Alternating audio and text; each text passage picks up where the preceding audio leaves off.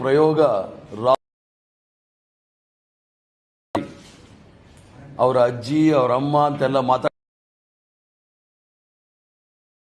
ಇರ್ತಕ್ಕಂಥ HMTಯ ಕಾರ್ಖಾನೆಯ ಒಂದು ಚಿತ್ರಮಂದಿರ ಇತ್ತು. ಕೆಲವು ಭಾರತೀಯ ಜನತಾ ಪಾರ್ಟಿ RSS ನಾಯಕರು ಅಲ್ಲಿ ರಾಹುಲ್ ಗಾಂಧಿ ಅವರಿಗೆ ಏಕವಚನ, ಅವರಿಗೆ ದೇಶದ್ರೋಹಿಗಳು, ಇಂದಿರಾ ಗಾಂಧಿ, ಸೋನಿಯಾ ಗಾಂಧಿ, ಡಾಕ್ಟರ್ ಮನಮೋಹನ್ ಸಿಂಗ್ ಇವ್ರ ಬಗ್ಗೆ ಎಲ್ಲ ಮಾತಾಡಿರ್ತಕ್ಕಂಥ ಅಣಿಮುತ್ತುಗಳು ನೋಡಿದಾಗ ಇವ್ರಿಗೆ ಬುದ್ಧಿ ತುಕಡೆ ಗ್ಯಾಂಗ್ ಅವರು ಅಂತ ಹೇಳಿ, ತುಕಡೆ ಗ್ಯಾಂಗ್ ಅವರು ಆಗಿದ್ದರೆ ತಡೀಪಾರ್ ಅಮಿತ್ ಶಾ ಅವರು ಆ ವಿದ್ಯಾರ್ಥಿಗಳ ಬಗ್ಗೆ ಏನೋ ಅನ್ಯಾಯ ಆಗಿದೆ ಅಂತ ಯಾಕೆ ಹೇಳಕ್ ಹೋಗ್ಬೇಕು? ನಡ್ಡಾ ಅವರು ಈ ತುಕಡೆ ಗ್ಯಾಂಗ್ ಅವ್ರನ್ನ ಯಾಕೆ ಮಾತಾಡಬೇಕಾಗಿತ್ತು? ಅದ್ರ ಜೊತೆಗೆ ಏನೋ ಬಹಳ ವಿಚಾರಗಳು, ದಿಲ್ಲಿಯ ವಿಚಾರದಲ್ಲಿ ಬಹಳ ಗೊತ್ತಿರೋ ರೀತಿ ಮಾತಾಡ್ತಾ ಇದ್ದಾರೆ. ಪ್ರಧಾನಮಂತ್ರಿಯ ಮನೆ ಸುತ್ತಮುತ್ತ ಅದು ಬಹಳ ಸೆನ್ಸಿಟಿವ್ ಸೆಕ್ಯೂರಿಟಿ ಏಜೆನ್ಸಿ ಅಂತ ಹೇಳಿ ಅದು ಹೇಳಲಿಕ್ಕೆ ಇಚ್ಛೆ ಬೀಳೋದಿಲ್ಲ. ಸಾಯಂಕಾಲದ ಹೊತ್ತು ಅದು CCTV ಆಫ್ ಮಾಡಿ ಆ ಮನೆಗೆ ಯಾರು ಹೋಗ್ತಾರೆ ಯಾರು ಬರ್ತಾರೆ ಅನ್ನೋ ವಿಚಾರ ನಾನು ಮಾತಾಡೋದಿಲ್ಲ. ನಾನು ಅಷ್ಟೊಂದು ಸೆನ್ಸಿಟಿವ್, ಪ್ರಧಾನಮಂತ್ರಿಗಳ ಮನೆ ಸೆನ್ಸಿಟಿವ್ ಅಂದಿದ್ರೆ ಸುಮಾರು 1975ನೇ ಇಸ್ವಿನಲ್ಲಿ ಭಾರತೀಯ ಜನತಾ ಪಾರ್ಟಿಯ ಅಗ್ರ ನಾಯಕ ಅಟಲ್ ಬಿಹಾರಿ ವಾಜಪೇಯಿ ಅವರು ಇಂದಿರಾ ಗಾಂಧಿ ಅವರ ಮನೆ ಗೆರಾವ್ ಮಾಡಿ ಅವರು ಹೊರಗಡೆ ಬರ್ದಾಗ ಮಾಡಬೇಕು ಅಂತ ಹೇಳಿದಾಗಲೂ ಇಂದಿರಾ ಗಾಂಧಿ ಅವರೇನು ಮಾತಾಡಲಿಲ್ಲ. ತದನಂತರ ತುರ್ತು ಪರಿಸ್ಥಿತಿ ಯಾರು ಸಹ ಅಂತ ಕೆಲಸ ಮಾಡಲಿಕ್ಕೆ ಹೋಗಿಲ್ಲ. ಮಾನ್ಯ ವಿರೋಧ ಪಕ್ಷದ ನಾಯಕರಾದ ಅಶೋಕ್ ರವರು ಹೇಳೋ ಸಂದರ್ಭದಲ್ಲಿ ಕಾಂಗ್ರೆಸ್ ಪಕ್ಷದಲ್ಲಿ ಉದಾಹರಣೆಗಳು ನಾನು ಕೊಡಕ್ಕೆ ಇಚ್ಛೆ ಬೀಳ್ತೇನೆ. RSS ಅವರು ಭಾರತೀಯ ಜನತಾ ಪಾರ್ಟಿ ಅವರ ಕಚೇರಿಗಳಲ್ಲಿ ಏನೇನಿತ್ತು ಅಂತ ಹೇಳಿ, ಕಣ್ಣೂರು BJP ಕಚೇರಿಯಲ್ಲಿ ಬಾಂಬು ಮತ್ತು ಸುಮಾರು 100 ಮಾರಕಾಸ್ತ್ರಗಳು. ದಿನಾಂಕ 11-13 ಚಕ್ರಕಲ್, ಕಣ್ಣೂರು ಜಿಲ್ಲೆ. BJP ಕಚೇರಿ ಸಮೀಪ BJP RSSನ 10 ಕಾರ್ಯಕರ್ತರಿಂದ ಗುಂದ ಪೊಲೀಸ್ ಬಾಂಬ್ಗಳನ್ನು, ಕತ್ತಿಗಳನ್ನು, ಕೊಡಲಿಗಳು ಮತ್ತು ಕಬ್ಬಿಣದ ರಾಡ್ಗಳನ್ನು ವಶಪಡಿಸಿಕೊಂಡಿದ್ದಾರೆ. ಸ್ಥಳ ಕಣ್ಣೂರು ನಗರದ BJP ಜಿಲ್ಲಾ ಸಮಿತಿ ಕಚೇರಿಯ ಪಕ್ಕದ ಜಾಗ.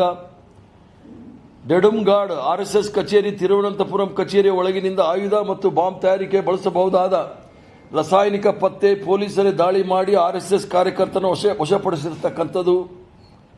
ಈ ತರ ನೂರಾರು ಪ್ರಕರಣಗಳು ಇರ್ತಕ್ಕಂಥ ನಾವು ನೋಡಬಹುದು. ಕಾಂಗ್ರೆಸ್ ಪಕ್ಷದವರಲ್ಲಿ, ಕಾಂಗ್ರೆಸ್ ಪಕ್ಷದ ಕಚೇರಿಗೆ ಬಂದ್ರೆ ನಿಮಗೆ ಸಿಕ್ಕೋದಿಲ್ಲಿ ತ್ರಿವರ್ಣ ಧ್ವಜ, ಗಾಂಧಿ ಟೋಪಿ ಇವು ಮಾತ್ರ ಸಿಗುತ್ತೆ. ಇನ್ನ ಇಲ್ಲಿ ಲಾಠಿ ಆಗಲಿ, ತಲವಾರ್ ಆಗಲಿ, ಚಾಕು ಆಗಲಿ ಯಾವುದು ಸಿಕ್ಕೋದಿಲ್ಲ.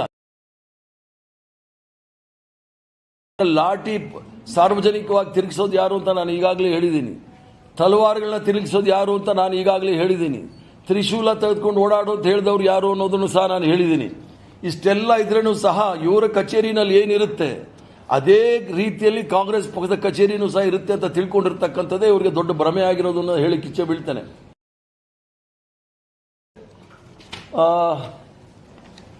ಒಬ್ಬ ನಾನು ಪೇಪರ್ ಕೊಟ್ಟಿದ್ದಲ್ಲ, ಪ್ರೆಸ್ ಕಟಿಂಗ್ ಇತ್ತಲ್ಲ, ಅವಿನಾಶ್ ಕೇಳಿ. ಒಬ್ಬ ಕಾಂಗ್ರೆಸ್ ಒಬ್ಬ ಚುನಾವಣೆ BJP ಸಲ್ಲಿಸಿದ RSS ಪದಾಧಿಕಾರಿ, ನನ್ನ ಡ್ರಾಯರ್ ಇದೆ ನೋಡಿ ಮೇಲೆ 2-3 ಫೈಲ್, RSSನ ಪದಾಧಿಕಾರಿ ಯಶವಂತ್ ಸಿಂಧೆ ಅಂತ ಹೇಳಿ RSS ಕೋರ್ಟ್ಗೆ ಹೋಗಿ ಅಫಿಡವಿಟ್ ಸಲ್ಲಿಸಿದ್ದಾರೆ.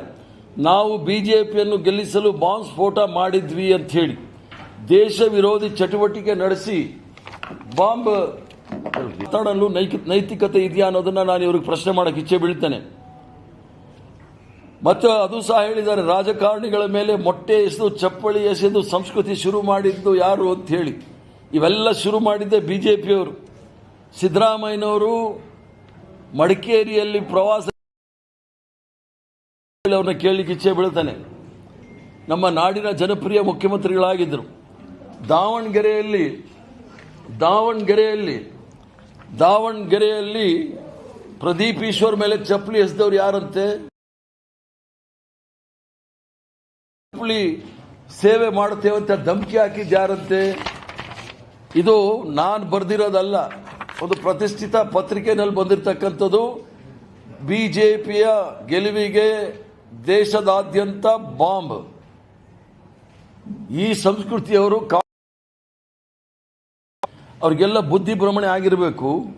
ಮತ್ತೆ ನಮ್ಮ ವಿರೋಧ ಪಕ್ಷದ ನಾಯಕರು ಯಾರು ನಮಗಂತ ಹೇಳಿ ಅದ್ರ ಜೊತೆಗೆ ಹೇಳಿದ್ದಾರೆ, ಕೆಪಿಸಿಸಿ ಕಚೇರಿಯಲ್ಲಿ ಮೊಟ್ಟೆ ಇಟ್ಕೊಳ್ಳಲು ಕಾಂಗ್ರೆಸ್ ಕಚೇರಿಯನ್ನು ಕೋಳಿ ಫಾರಂ ಅಂತ ಪ್ರಶ್ನೆ ಮಾಡಿದ್ದಾರೆ. ನಾವ್ಯಾರು ಕಾಂಗ್ರೆಸ್ ಪಕ್ಷಕ್ಕೆ ಜಾಗ ತಗೊಂಡ್ರೆ ಕಾಂಗ್ರೆಸ್ ಪಕ್ಷದ ಕಚೇರಿ ಕಟ್ತೇವೆ, ಇಲ್ಲ ಕಾಂಗ್ರೆಸ್ ಪಕ್ಷ ಅವು ಜಾಗಗಳಿದ್ರೆ ಅದನ್ನ ಕಚೇರಿಗೆ ಮತ್ತು ಸಾರ್ವಜನಿಕ ಉಪಯೋಗಕ್ಕೆ ನಾವು ಉಪಯೋಗಿಸ್ತೀವಿ. ಇವ್ರ ತರ ವಿದ್ಯಾಸಂಸ್ಥೆಗೆ ಜಾಗ ತೆಗೆದುಕೊಂಡು ದಮ್ ಬಿರಿಯಾನಿ ಮಾಡೋ ಹೋಟ್ಲ್ ನಾವು ಓಪನ್ ಮಾಡಿಲ್ಲ. ದಮ್ ಬಿರಿಯಾನಿ ಓಪನ್ ಮಾಡೋರಿಗೆ ಇವ್ರಿಗೆ ಕೋಳಿ ಮೊಟ್ಟೆನೇ ಜ್ಞಾಪಕ ಬರೋದು. ಹೋಟ್ಲ್ ಓಪನ್ ಮಾಡೋರಿಗೆ ಕೋಳಿ ಬಿರಿಯಾನಿನೇ ತಾನೇ ಬರೋದು. ರಾಹುಲ್ ಗಾಂಧಿ ಅವರು ವಿದೇಶಕ್ಕೆ ಹೋದ ಮೇಲೆ ಪ್ಲಾನ್ ಮಾಡ್ಕೊಂಡು ಬಂದಿದ್ದಾರೆ, ಆದ್ರಿಂದ ಮಾಡ್ತಾ ಇದ್ದಾರೆ. ಇವರು ವಿದೇಶಕ್ಕೆ ಪ್ರಯಾಣ ಮಾಡೋದು ಏನಕ್ಕೆ, ನರೇಂದ್ರ ಮೋದಿ ಪ್ರಯಾಣ ಮಾಡೋದು ಏನಕ್ಕೆ ಅನ್ನೋದು ಅವ್ರು ಉತ್ತರ ಕೊಡಬೇಕಾಗಿದೆ. ಅದಲ್ಲದೆ ಎಫ್ಸ್ಟೀನ್ ಫೈಲ್ ಹೆಸರುಗಳು ಬಂದಿದೆ.